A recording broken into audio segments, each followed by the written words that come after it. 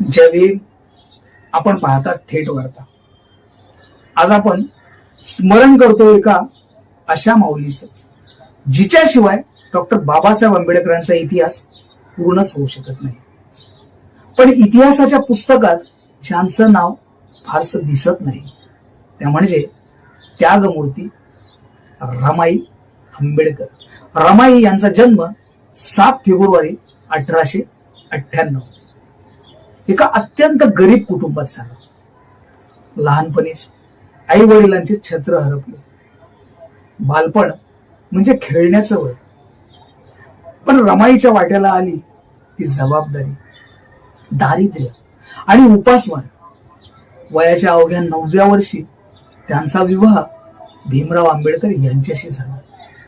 त्यावेळी बाबासाहेब लहानच होते, पण पुढे इतिहास घडवणाऱ्या व्यक्तीची जीवनसाथी होण्याची जबाबदारी त्या वयातच त्यांच्या खांद्यावर आली. रमाईंचं शिक्षण नव्हतं, पण दूरदृष्टी होती. रमाई अशिक्षित होत्या, त्यांना वाचता लिहिता येत नव्हतं, पण त्यांनी एक गोष्ट मात्र ओळखली, भीमराव शिकले तरच आयुष्य बदलेल.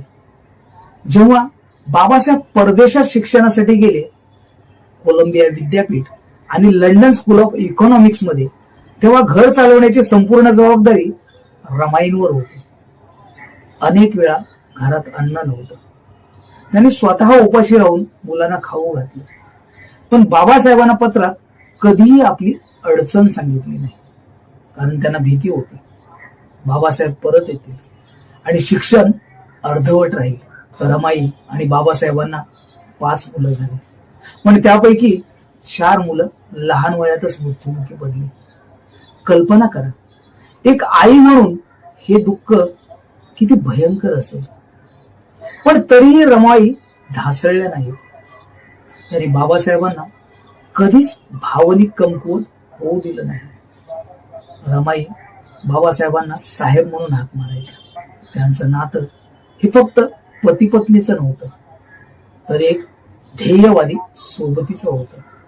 बाबासाहेब म्हणायचे, माझ्या शिक्षणामागे आणि संघर्षामागे रमाईंचा सिंहाचा वाटा आहे.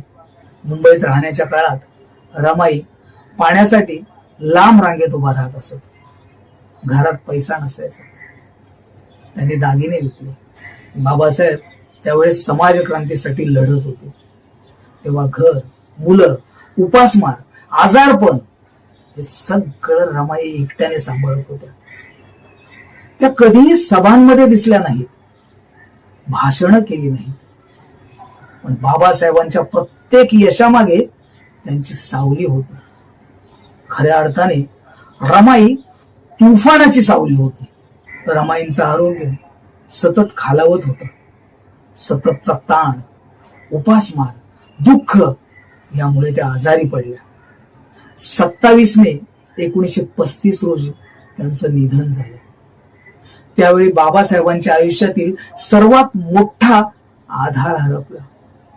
बाबासाहेबांना इतका धक्का बसला की ते दिवसेंदिवस शांत बसून राहिले. त्यांनी स्वतः मान्य केलं की माझी खरी सोबती गमावली. रमाई का त्यागमूर्ती आहेत? कारण त्यांनी स्वतःचं आयुष्य, सुख, आरोग्य, आईपणा हे सगळं एका ध्येयासाठी अर्पण केलं. त्या नसत्या तर कदाचित बाबासाहेबांचं शिक्षण पूर्ण झालं नसतं आणि इतिहासही वेगळा असता. रमाई यांच्या त्यागमय जीवनातून आजची पिढी काय शिकू शकते? तर संघर्षात साथ देणं, स्वतःच्या वेदना बाजूला ठेवून मोठं ध्येय जपणं, प्रसिद्धीशिवाय काम करणं. मित्रांनो, बाबासाहेबांना आपण बोधिसत्व, भारतरत्न म्हणतो, पण त्या भारतरत्ना मागची शांत ज्योत म्हणजे रमाई. त्यांच्या जयंतीनिमित्त आपण त्यांना विनम्र अभिवादन करूया. जय भीम, जय रमाई.